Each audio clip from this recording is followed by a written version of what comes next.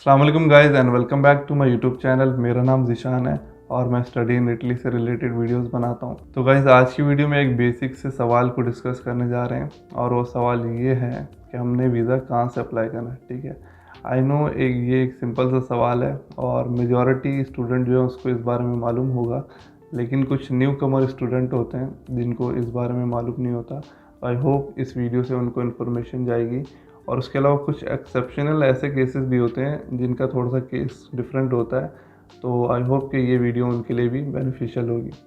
तो गाइस एक थोड़ा सा जनरल सा एक कॉन्सेप्ट डेवलप कर लेते हैं कि पहली चीज़ तो ये कि किन चीज़ों की बिना पे यानी किन डॉक्यूमेंट्स की बिना पे आपको ये पता चलता है कि आपका वीज़ा कहाँ से अप्लाई होगा। ठीक है, तो ये इसके अंदर दो डॉक्यूमेंट आते हैं। ठीक है, पहला डॉक्यूमेंट आपका CNIC होता है जिसके ऊपर आपका एड्रेस होता है टेम्पररी और परमानेंट। ठीक है, दूसरा आपका डोमिसाइल होता है।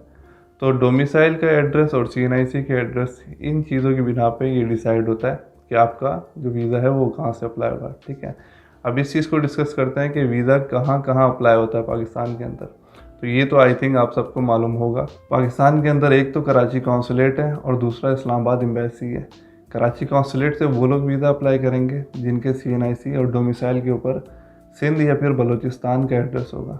ठीक है, और इस्लामाबाद एम्बेसी से वो लोग वीज़ा अप्लाई करेंगे जिनके डोमिसाइल और CNIC के ऊपर पंजाब का या फिर KPK का या फिर नॉर्दर्न एरियाज़ का यानी गिलगित बल्तिस्तान का एड्रेस होगा या फिर कश्मीर का एड्रेस होगा।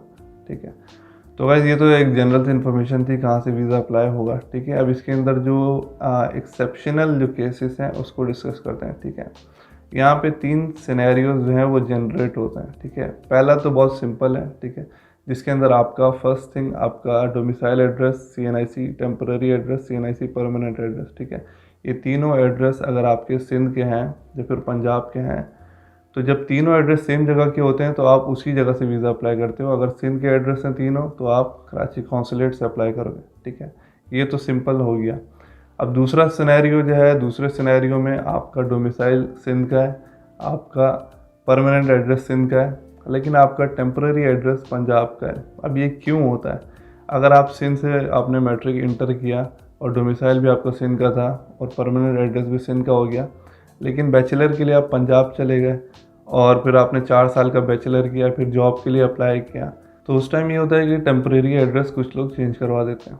तो उस सिनेरियो में ये हो सकता है, देखो एम्बेसी और कौंसलेट ये इंस्ट्रक्शन देती है कि अगर आप पिछले 3 साल से किसी जगह पर रह रहे हो तो आप वहाँ का उस बेसिस पे वीज़ा अप्लाई कर सकते हो टेम्परेरी एड्रेस के ऊपर, और अगर आप डोमिसाइल पे भी एड्रेस चेंज करवाते हो तो वो भी आप करवा सकते हो। तो ये उनकी इंस्ट्रक्शन है। अगर 3 साल से आप उस जगह पर रह रहे हो तो आप उसकी बेस पे वीज़ा अप्लाई कर सकते हो, लेकिन वो एक एड्रेस मांगते हैं जिसकी बेसिस पे आपका वीज़ा अप्लाई होता है। जैसे कि पंजाब में रह रहे हो आप 3, 4, 5 साल से और आपने टेम्परेरी एड्रेस चेंज करवा दिया अपना, तो उसकी बेसिस पे अब आप वहाँ पे वीज़ा अप्लाई कर सकते हो।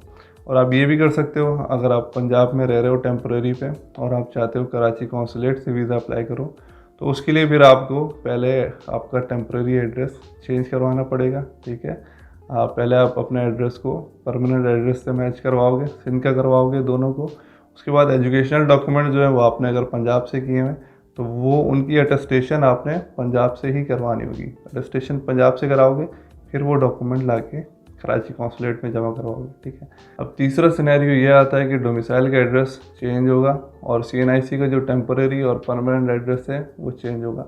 यानी डोमिसाइल सिंध का है, CNIC का टेम्पररी और परमानेंट आपका पंजाब का है। तो उस सिनेरियो में आपके पास 2 ऑप्शन है।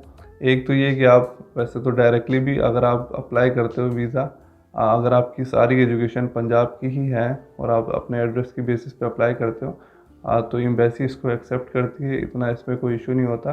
फिर भी इन केस अगर आपको थोड़ा कोई डर है कि इशू बन सकता है और आप इस्लामाबाद से ही वीज़ा अप्लाई करना चाहते हो, तो आप अपने डोमिसाइल के एड्रेस को भी चेंज करवा सकते हो। ठीक है, और अगर आप ये चाह रहे हो कि आप सिंध से वीज़ा अप्लाई करो, तो उस केसेस में ये होता है कि आपका जो डोमिसाइल का एड्रेस अगर ऑलरेडी सिंध का है तो आपने अपना परमानेंट और टेम्परेरी एड्रेस यहाँ आके चेंज करवाना होता है, फिर उसके बाद ही आप यहाँ से अपना वीज़ा वगैरह अप्लाई करते हो। तो गाइस इस वीडियो के अंदर काफ़ी चीज़ें घुमा फिरा के मैंने खिचड़ी बना दी है। आई होप मेरी जो बातें हैं वो आपको समझ आ गई होंगी, और जिन लोगों को इस तरह की एक्सेप्शनल क्यूरीज थी कि भाई हमारा एड्रेस यहाँ का है, डोमिसाइल का CNIC का यहाँ का है, तो उन लोगों का जो है एक बेसिक कॉन्सेप्ट क्लियर हो गया होगा।